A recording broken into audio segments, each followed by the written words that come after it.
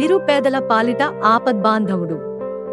సామాన్యులకు నేనున్నాననే భరోసా. ఆరోగ్య ప్రదాతగా ప్రజల్లో చెరగని ముద్ర. ట్రస్ట్ ద్వారా సేవా కార్యక్రమాలతో రాష్ట్ర ప్రజలకు కొండంత అండ.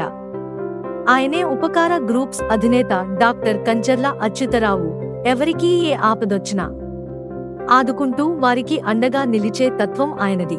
పాఠశాలల్లో చదివే పేద విద్యార్థులకు మౌలిక సదుపాయాల కల్పన దగ్గర నుంచి వారి సమస్యల పరిష్కరించడంలోనూ కంచర్ల అచ్యుతరావుది ప్రముఖ పాత్ర.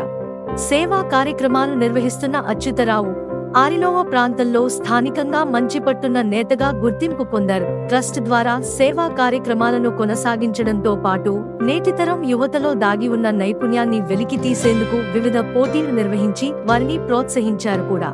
ఆపదలో ఉన్నాం, ఆదుకోండి అని అభ్యర్థిస్తే సాయం చేసేవారు కొందరైతే, కష్టాల్లో ఉన్నారని తెలిస్తే చాలు అలాంటి అభాగ్యులకు అండగా నిలుస్తూ కొండంత ధైర్యాన్ని నింపుతున్నారు. తనకు నేరుగా సమస్య విన్నవించినా లేదా ఆయన దృష్టికి వెళ్లినా తక్షణం స్పందిస్తూ భరోసా కల్పిస్తున్నారు.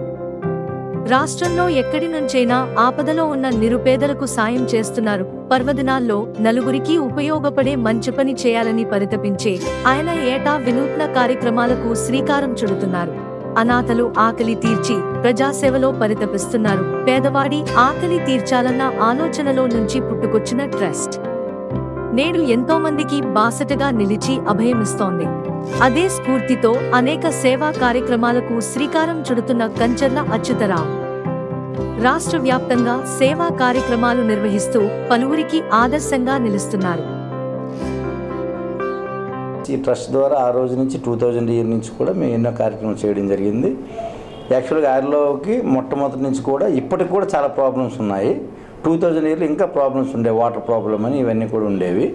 అప్పుడు మేము ట్యాంకర్స్ని పెట్టి ఆ రోజు వాటర్ సప్లై చేయడం. అలాగే యాక్చువల్గా అన్నదానం అంటే ఒకప్పుడు ఎలా ఉండేదంటే ఏదో వైట్ రైస్, సాంబారు, ఒక కర్రీతో అన్నదానం జరిగేది. దాన్ని మేము ఏం చేసామంటే అప్పుడు ఈ ట్రస్ట్ ఉపకార చారిటబుల్ ట్రస్ట్ అనేది అప్పుడు సాయిరాం సేవా సమితి కింద ఉండేది.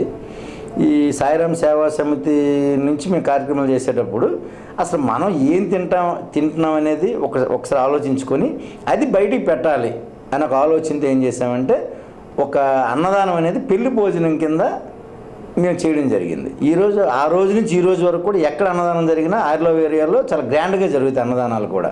అలాగే ఏదైనా అకేషన్ వచ్చేటప్పుడు అకేషన్స్ ఎందుకు చేస్తామంటే 10 మంది ఒక దగ్గర కలిసి ఉండేటప్పుడు ఆ యొక్క ఆనందం వేరు, బాధలు కొన్ని మర్చిపోతాం.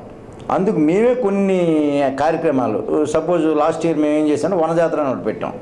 ఈ వనజాతర ఎందుకు పెట్టామంటే ఈ వనజాతరలో పల్లెటూరు తాలూకా సిద్ధాంతాలని అలవాట్లను మర్చిపోయారు చాలామంది. సిటీలోకి వచ్చిన తర్వాత మర్చిపోయారు. ఈ పల్లెటూరులో ఉన్న ఆ వాతావరణం ఎలా ఉండేది, ఒక సంక్రాంతి వస్తే ఎంత మంచి ఆనందంతో గడుపుకుంటారు, ఇవన్నీ కూడా ఆ వనజాతరలో మేము చూపించడం జరిగింది. అలాగే పల్లెటూరు రుచులు చాలామంది మర్చిపోయారు. ఇప్పుడు ఆ పల్లెటూరు రుచులను కూడా ఆ రోజు మేము చూపించడం జరిగింది. అంటే ఇలా కొన్ని అవేర్నెస్ ప్రోగ్రామ్స్ కూడా చేయడం. అలాగే ఈరోజు విద్యకు, వైద్యం, అలాగే ఉపాధి ఎవరన్నా కావాలన్నా మా ట్రస్ట్ నుంచి మేము చేసుకువెళ్ళడం. మరి ఆ రోజు సెంట్రల్ జైల్లో కూడా చాలా కార్యక్రమాలు చేయడం జరిగింది. అప్పుడు నరసింహ గారు సూపరింటెండెంట్ గారు 2006లో ఉండేటప్పుడు కూడా ఆయన జస్ట్ ఒక అమ్మాయి తన కడుపులో ఉన్న బిడ్డని అమ్ముకోవడానికి ట్రై చేసింది. ఆ బిడ్డ ఘోష్ హాస్పిటల్లో అమ్మాయిని క్యాచ్ చేసి జైల్లో పెట్టారు. జైల్లో అమ్మాయిని ప్రసవించింది. వెంటనే అప్పుడు మేము శాస్త్రోక్తంగా పంతులను అందరిని లోపల తీసుకొని వెళ్ళి మన మీడియా మిత్రులు అందరి సమక్షంలోనూ చాలా గ్రాండ్గా ఖైదీలందరికీ భోజనాలు పెట్టి ఒక బారసాల అనేది ఒరిజినల్గా బయట అయితే ఎలా చేసుకుంటామో అంతకంటే గ్రాండ్గా బారసాలు కూడా అలా చేయడం జరిగింది. అది ఆ రోజు నరసింహ గారి గొప్పతనం అది. అలాగే ఆయన ఏం చేశారంటే సెంట్రల్ జైలుకు కావాల్సిన కొన్ని యాక్టివిటీస్ మాకు చెప్పడం జరిగింది, డెలిబరేట్గా చేయడం జరిగింది. అంటే ఇలాగా ఎన్నో కార్యక్రమాలు చూసుకుంటే ఆ రోజు నెలకు 5 కేజీలు ఫ్రీ రైస్ అనేది మా ట్రస్ట్ ద్వారా మేమే ఇవ్వడం జరిగింది. అలాగే వాటర్, ఫ్రీ వాటర్, ఎక్కడ పిల్లైనా ఎక్కడ తాగడానికైనా డైలీ 15 నుంచి 20 ట్యాంకర్లు మేమే మా వాటర్ ట్యాంకర్ ద్వారా మేము సప్లై చేయడం జరిగింది. ఇలా ఎన్నో అవేర్నెస్ కార్యక్రమాలు చేసాం. ప్లస్ వేసవికాలం వచ్చిందంటే చలివేంద్రాలు చాలామంది పెడతారు. ఆ చలివేంద్రం ఏం చేస్తారంటే అక్కడ గ్లాస్ పెట్టేస్తారు, కుండ పెట్టేస్తారు.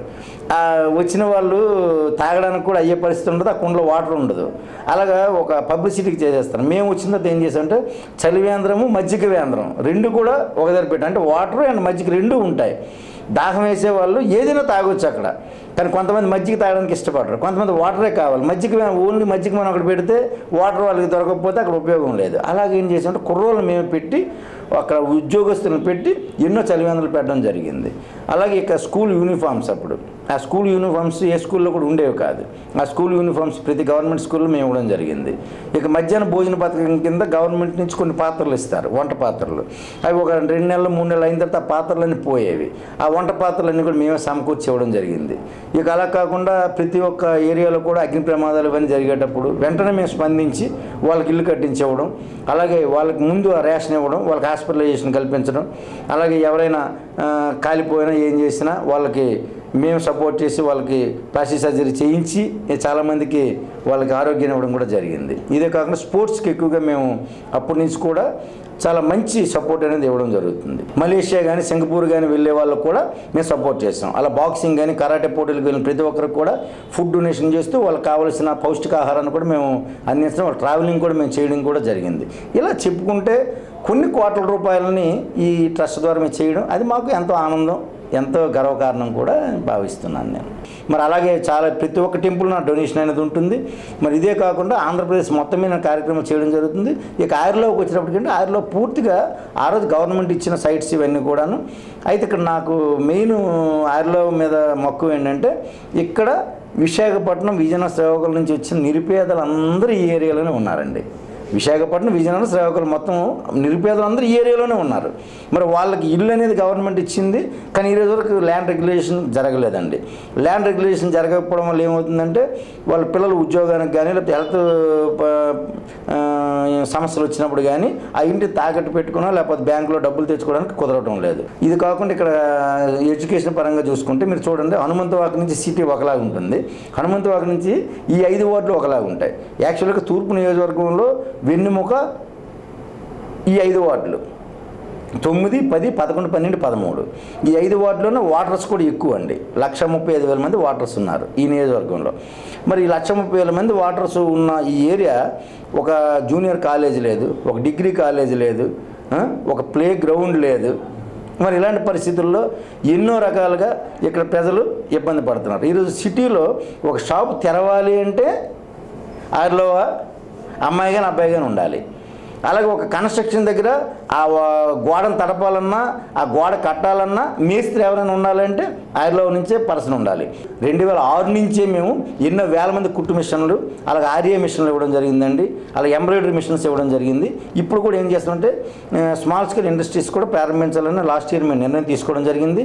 యువతకు ఒక గ్రౌండ్ ఉందనుకోండి, వాళ్ళు క్రీడల మీద ఆసక్తి కలుగుతుంది వాళ్ళకి. అప్పుడు ఏమవుతుందంటే వాడు చెడు వ్యసనాల మీద వాడి తాలూకు ఆలోచన సన్నగిల్లిపోయి ఆ క్రీడల మీద వాడికి ఆలోచన అనేది వస్తుంది. క్రీడల ద్వారా ఏమవుతుంది, శారీరక పటుత్వం వస్తుంది, మానసిక ఉల్లాసం వస్తుంది, ప్లస్ వాడు తప్పుదాకు వెళ్లకుండా ఉంటాడు. అంటే ఇక్కడ ప్లే గ్రౌండ్ కావాలి. ఇక ఒక కాలేజ్ ఇక్కడ ఉందనుకోండి, ఎక్కువ మంది చదువుకోవడానికి అవుతుందండి. ఎందుకంటే చాలామంది నిరుపేదలు కాబట్టి వాళ్ళు బస్సు ఛార్జెస్, ఆటో ఛార్జెస్ ఇచ్చి పిల్లల్ని బయటికి పంపించి చదివించే పరిస్థితి లేదు. కాబట్టి ఇక్కడే జూనియర్ కాలేజ్ ఉంటే వాళ్ళు జూనియర్ కాలేజ్ అంటే ఇంటర్మీడియట్ వరకు చదివించుకోగలుగుతారు. డిగ్రీ కాలేజ్ కూడా ఉందనుకోండి, ఇక్కడే డిగ్రీ కూడా చదివించుకుంటారు. దీనివల్ల ఏమవుతుందంటే వాళ్ళ పిల్లలకి ఎడ్యుకేషన్ పరంగా వాళ్ళు కొద్దిగా వృద్ధి చెంది జాబులు సంపాదించడానికి ఆస్కారం వస్తుందండి. ఆ జాబులు వస్తే ఆటోమేటిక్గా ఏరియా అభివృద్ధి చెందుతుంది. ఇది జరగాలి, అది తొందరలో ఇది జరిపించాలి నా యొక్క ఆలోచన. ఒకవేళ గవర్నమెంట్ ఈ 5 ఇయర్స్లో కూడా జరగకపోతే కనుక నేనే ఇండివిజువల్గా డిగ్రీ కాలేజు, జూనియర్ కాలేజు మొత్తం ఇవన్నీ కూడా నా ఇండివిజువల్గా ఉపకార్ చారిటబుల్ ట్రస్ట్ నుంచే పెట్టి స్కూల్స్ ఇవన్నీ కూడా నేనే ఓపెన్ చేసి అందరూ పేదలు కూడా చదువుకునే విధంగా నేను అన్ని ఏర్పాట్లు చేయడానికి రంగం సిద్ధం చేసుకోవడం జరిగిందండి.